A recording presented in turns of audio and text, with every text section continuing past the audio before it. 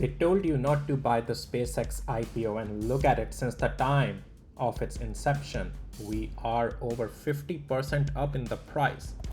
Then tomorrow we have Federal Reserve to be expected to hold interest rates steady in the range of 3.5 to 3.7%, as Kevin Warsh would lead its first central bank meeting and the rate decision as the chairman.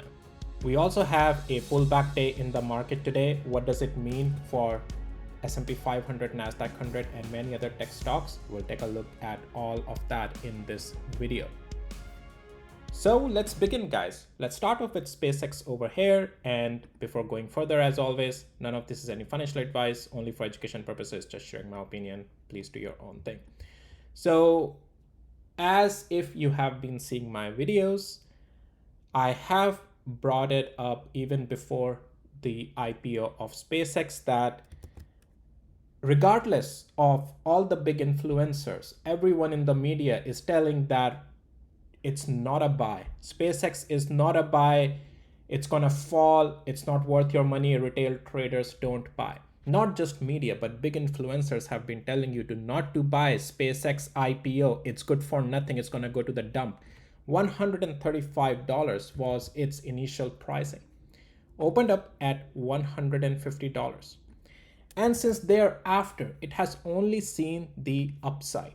All right. So even if we just take from the place where the books opened, the high has been 50% plus already. And if you take into account the IPO price of 135, 66% up from there.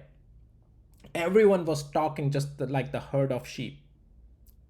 All right, one word went around, no one did any critical thinking, and they all kept telling you, it's not a buy, it's not a buy, don't put your money in it. You can look up, as long as they didn't delete the videos, but you can look up online. I was the one telling you that it's Elon Musk personality. You are betting on Elon Musk, not on anything else. This may very likely go up. All right, I'm not here to claim myself as, see, I was accurate. No, I was just lining up the probability. And I wasn't just saying for the sake of being contrarian. And I have mentioned this point back then as well. I mentioned that it's none of that. I'm only betting on this thing to may go up just because it has much more future expansion and it's backed up by Elon Musk. It's the personality of his, okay? And people backing him up believes in his vision, right? And this is where the difference is between people who have visions and people who just talk like sheep, okay? So what to do from here on SpaceX? SpaceX will continue to remain bullish. I have mentioned this to my members yesterday as well, that SpaceX, any pullback is still a buy on this thing, and structural support still continues to be there at 176. There is no breakage in the structure. You cannot trade it to the downside. Can a pullback happens along the ways? Yes, pullback can happen. Price is still very young. We may go through some more price discovery even through the pullbacks, but that will remain just a pullback until 176. Right now, at least from where we are, SpaceX will just remain fine. Okay, it will remain in the bullish structure. Things are looking really good. Price is going up, and unfortunately, if you missed out, you missed out. Okay, look for the pullbacks. Take SpaceX, even as for a long term, it's a great opportunity. Slowly and slowly buy through it, but definitely price action if you're trading with that, because that's how you should be even investing, because that helps you to get the better price points. You can't argue, fundamentally it's a buy. No, fundamentally you can buy something at the top. Company can be great. You can end up buying the top. And then for 10 years, you are just saying, oh, it's a great company. Well, no, but your money did what for 10 years? Nothing. My point is I'm not saying SpaceX is going to do that, but my point in general is that even as an investor, you need to learn when to put your money, okay? It's not just for traders, it's also for investors. So SpaceX continues to remain bullish, and we are making new all-time highs. Now, as I already mentioned, inflation is a bit hot, and Federal Reserve and Kevin Warsh is expected to keep the rate steady, 3.5 to 3.75%. That's the consensus. If he does something else, definitely that will surprise the market. If the rate cut happens, it's just more allowance of easy money. Market can do anything on these news. Okay, it's always after the fact narratives are made when the price action has done things. So let's take a look at the price action. But that's where the things are. um, the rate is meant to be held steady, but that's where the expectations are right now. Things can change. Okay, so S&P 500, let's take a look at that. So as I said, technically it's a day of a pullback. Overall structure still remains bullish. As I have been telling you that until yellow zone, it's all good. And even until 748 down here, these levels, we are still just going to be concluding if any drawdown happens, part of a pullback. It doesn't, today's red candle doesn't make S&P 500 bearish. It still keeps it bullish. We still have a lot of room. This significant level, a lot of room for the market to continue to remain in its bullish structure. It's just a day of a pullback here. Okay, so for the most part, yes, we remained below the cloud, and we remain in the negative structure for the day. And but that's for just for a day, a cool off in S&P 500. Nasdaq 100 also, it's just a day of a cool off right now. Okay, we were bullish from this very day of Thursday, and technically structure is still bullish. We are in a day of a cool off. These are your signs that you may want to take some partial size down of a position. Nasdaq 100 will be fine even until 722 area, this significant level. Yes, overall structure will be bullish now even until there. Okay, but the point is that, do you want to be holding until then? Not really, right? Let me actually double check something here real quick on my tools. Okay, so the point is that, guys, it's just a part of a pullback, not too much to worry about here. And just take it, again, yes, we are trading the structure. If we start to lose those zones, significant level belows, that's where some problem can be expected. Otherwise, yeah, no, right now things are all just fine on Nasdaq 100. It's just a day of a cool off. Tesla is bouncing around in its range. So we did get those upside from those points on Thursday, and we did get to the 440. Now the next move was above 414, which Tesla hasn't done that yet. Okay, but it's just, again, with like the rest of the market, and market is taking a bit of a breather before that whole tomorrow Kevin Warsh's first meeting happens. Today is also a part of a little bit of a pullback on Tesla. Now 404 is the level I have been saying so far. Hourly interval is holding above 404. Okay, that's the zone I have reinforced to my members yesterday, and also prior to that here in the videos I have been saying 404. Until there, not too much to worry about. Below that, weakness will come back in again.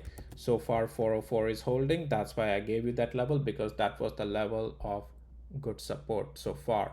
But we want to hold it. Multiple tests and failure to go above, break is then possible. So you have to be careful. We want to create a distance as soon as possible now and break to the upside.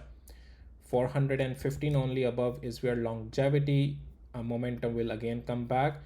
Otherwise, as I just gave you the levels, you are trading with that.